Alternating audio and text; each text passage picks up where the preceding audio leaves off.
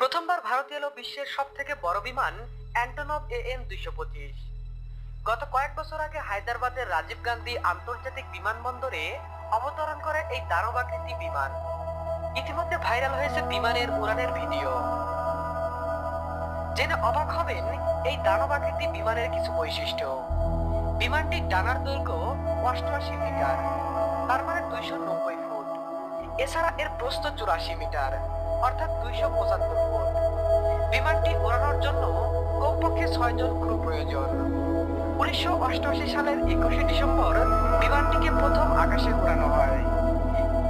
সেই সময় বিমানটি নির্মিত হয়েছিল বুরান স্পেস শাটল ও তার রকেট বুস্টার পরিবহনের জন্য।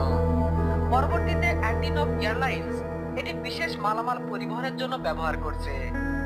বিমানটিতে 32টি চাকা রয়েছে। চাকাগুলো টেক অফের সময় সর্বোচ্চ 640 টন পর্যন্ত ওজন নিতে পারে। এজন্য এটিকে জীবন্ত দানব হিসেবেও অনেকে আখ্যা দিয়ে থাকে।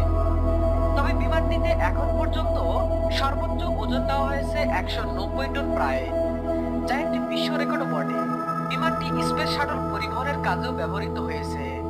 নির্মাতা সংস্থা পরিকল্পনা অনুযায়ী এ ধরনের আরেকটি বিমান তৈরির কাজ দ্রুত শেষ করবে, যেটি নির্মিত হলে বিমানে 250 টন ওজন তোলা সম্ভব হবে, আর সেটা নির্মাণে $300 মিলিয়ন ব্যয় হতে পারে।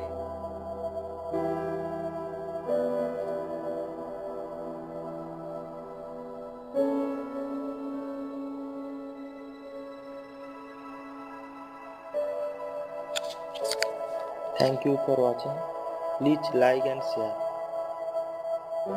and don't forget to subscribe.